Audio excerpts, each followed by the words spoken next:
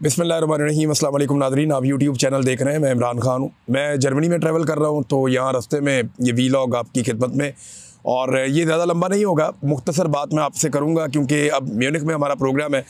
मैं उधर जा रहा हूँ। मे बी जब आप ये वीलॉग सुने उस वक्त हमारा प्रोग्राम चल रहा हो या ख़त्म हो रहा हो। और इसके बाद फिर हम जाएँगे डेनमार्क में। डेनमार्क में भी एक प्रोग्राम है ह्यूमन राइट्स के हवाले से। पाकिस्तान के अंदर जो मैंडेट के साथ किया गया, जो ह्यूमन राइट्स की वायलेशन हो रही हैं, जो फ्रीडम ऑफ स्पीच है, हमें सबको अपने अपने तौर पे आवाज़ उठानी है और ज़ोर लगाना चाहिए। मैं अपने हिस्से की ड्यूटी कर रहा हूँ। नाज़रीन, एक तो ये जो पाकिस्तान की अफवाज हमेशा से ये कहती हैं कि हमारा सियासत में कोई किरदार नहीं है। सियासत में इतना घटिया किरदार कभी हमने देखा ही नहीं था फ़ौज का, जो अब हम देख रहे हैं। यानी डिक्टेटर्स के अदवार में भी कुछ थोड़ा बहुत कुछ चीज़ें, कुछ ओले बाकी रह जाते थे, अब तो वो भी नहीं रहे। और फ़ौज का सियासत के अंदर किरदार सबको दिखाई दे रहा है। एक आम अब फ़ौजी का बेचारे का इसमें कोई लेना देना नहीं है। मेरे जितने फ़ौजी दोस्त हैं, भाई हैं, जो बॉर्डर्स पे खड़े हैं, जो बेचारे ड्यूटीज़ दे रहे हैं अपने अपने ऑफिस के अंदर या अपने अपनी छावनियों के अंदर, मैं उन सब से माजरत चाहता हूँ अगर उनका दिलदारी हो। लेकिन ये मैं इदारे की बात कर रहा हूँ कि बतौर इदारा जो है वो इसको मिलिट्री एस्टेब्लिशमेंट ने इस्तेमाल किया घटिया सियासत के लिए, और वो लगातार अपने फ़ायदों के लिए इस्तेमाल कर रहे हैं। फ़ायदा किसे होता है?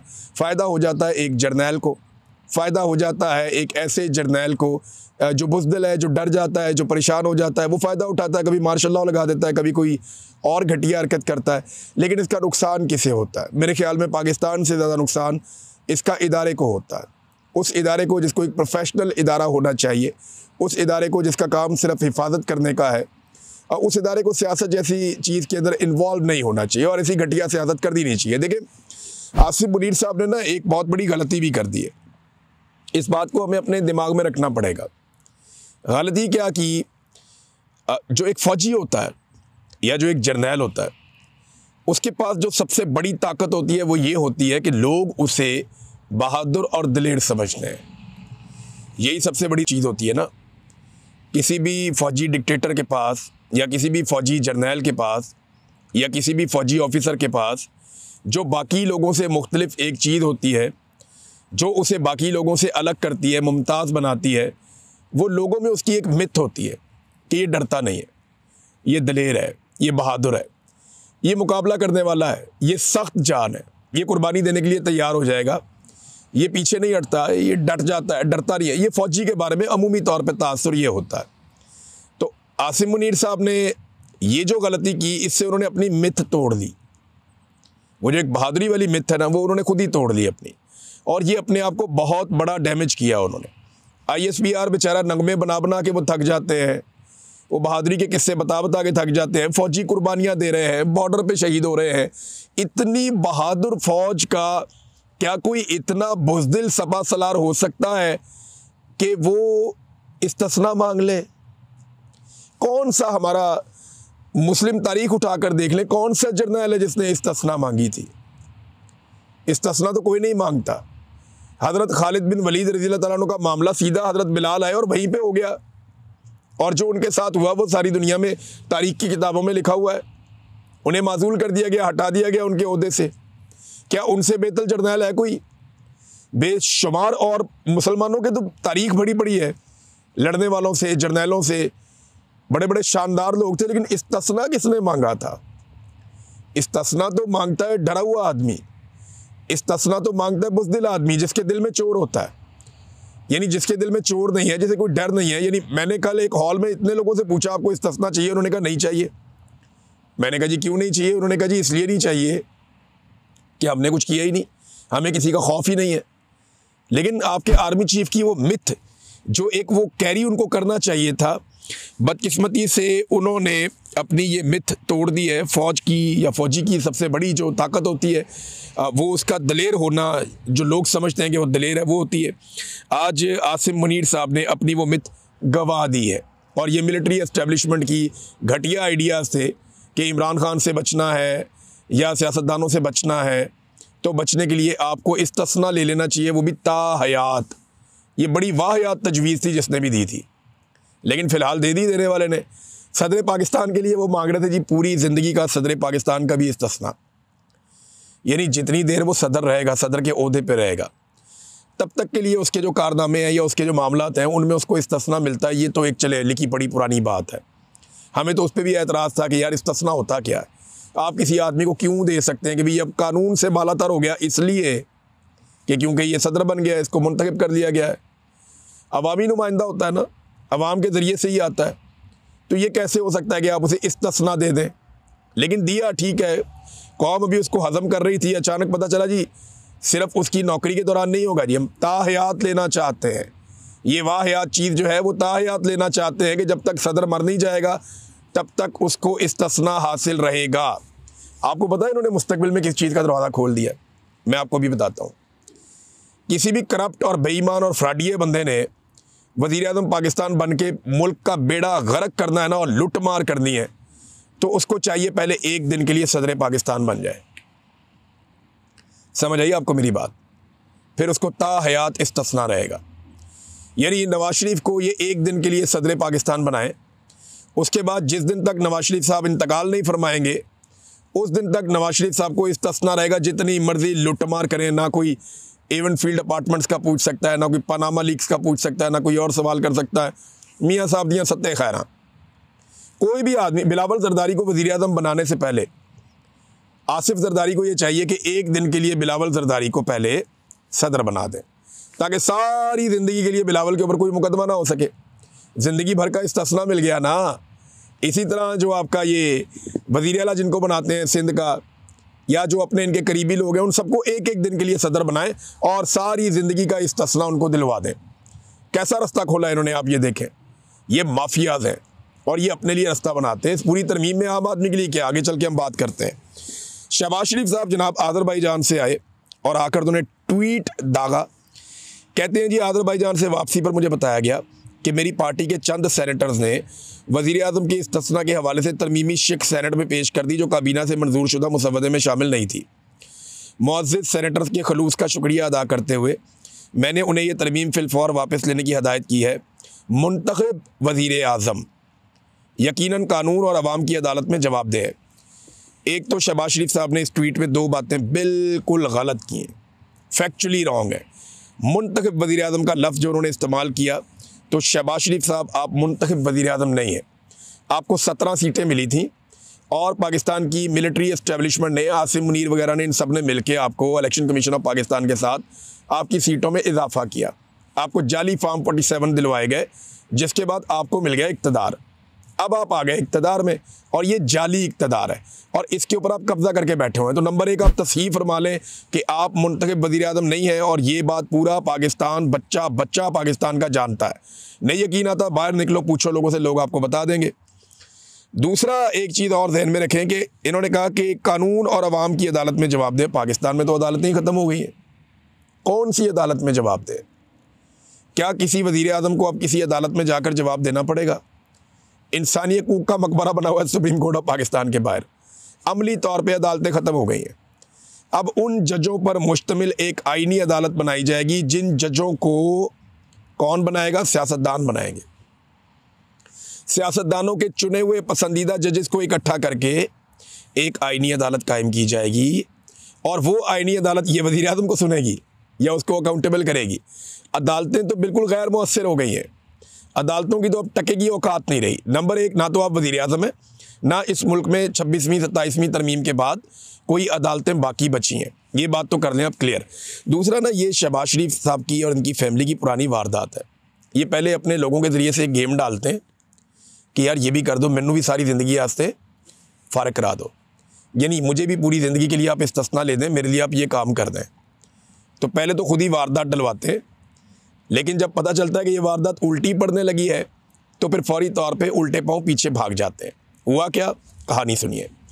हुआ ये कि जब ये लेकर आए ना तजवीज़, तो इसके ऊपर कुछ सेनेटर्स बैठे, उन्होंने कहा जी तुसी अपना जरदारी बचा रहे हो, तो तुसी अपना जरदारी छड़ा रहे हो कि जनाब ता क़यामत या ता हयात जरदारी साहब को कोई ना पूछे और जो बाकी सदूर हैं उनको भी कोई ना पूछे, और गवर्नर्स की भी आप तजवीज़ लेकर आ रहे हैं।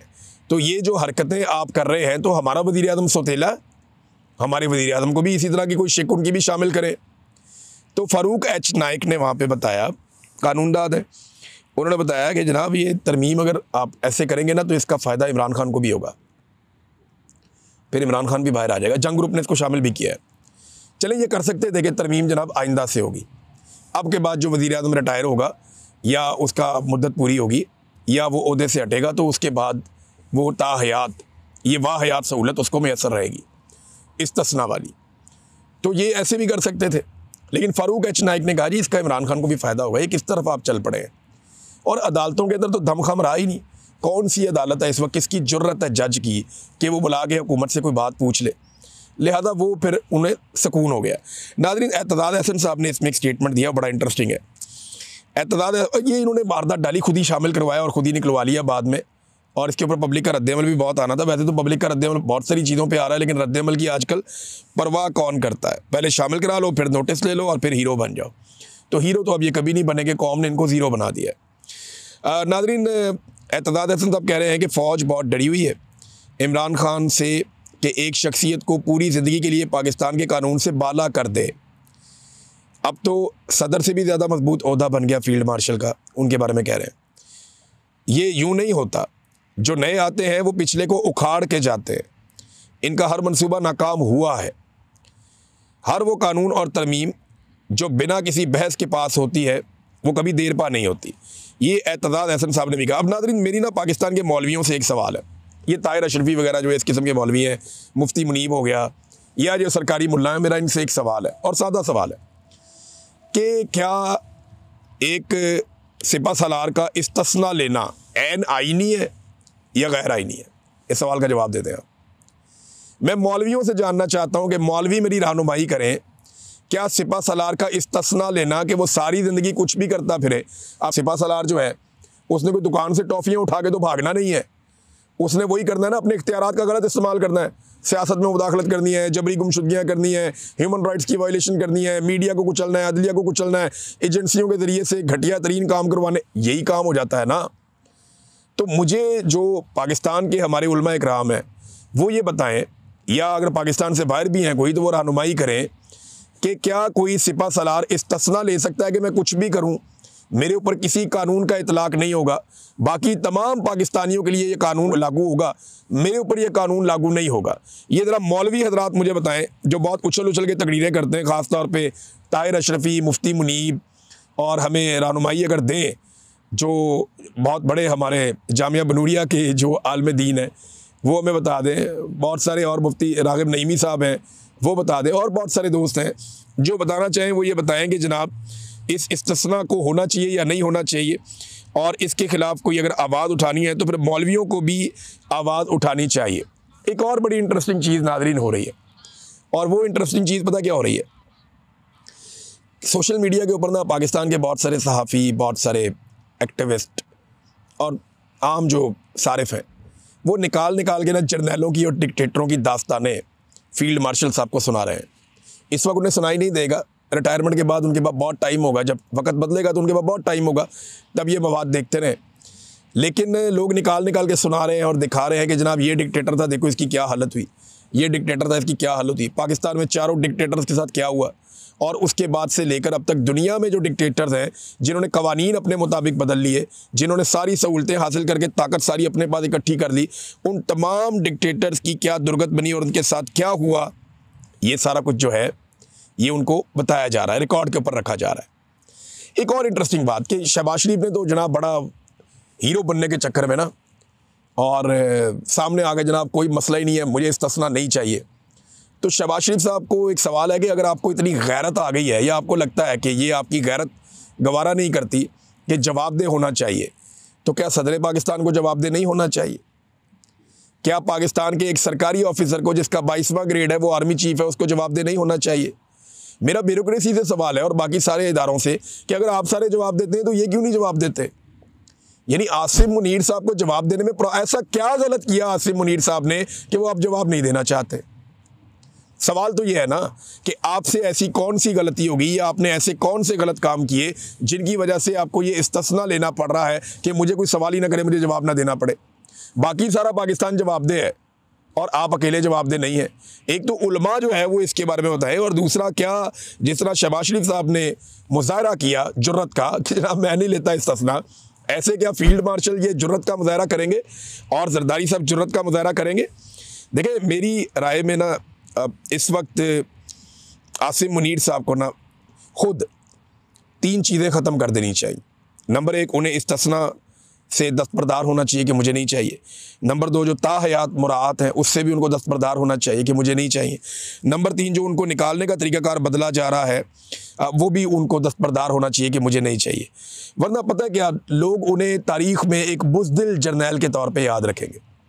और मेरा नहीं ख्याल कि एक जर्नैल बनने का आपको कोई फ़ायदा होता है अगर आपके साथ ये लफ्ज़ लग जाए तो इस एक टैग से बचने के लिए, देखिए ना, आज आप आर्मी चीफ़ हैं, आपकी मौज लगी हुई है, सारे आपको अच्छी अच्छी बातें सुनाते हैं, इधर से आता है कोई सलूट मारता है, कोई उधर से आता है सलूट मारता है, जो आता है अच्छी से अच्छी कहानी सुनाता है।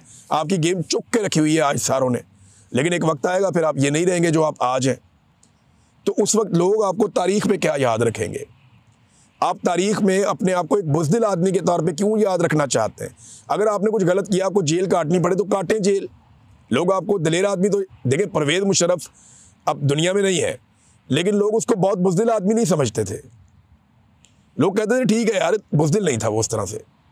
लेकिन जो आप कर रहे हैं कि मैं बच जाऊं, मैं अदालतों में ना जाना पड़े, मेरे ऊपर कोई केस ना हो जाए, मुझे कोई सवाल ना पूछ ले, या ये ह्यूमन राइट वायलेशन मेरे आगे ना आ जाए, वो देखें पाकिस्तान में नहीं आएंगी, पाकिस्तान से बाहर आ जाएंगी। दुनिया बहुत बड़ी है, बैनुल अक़वामी सतह पे भी लोग केस कर सकते हैं।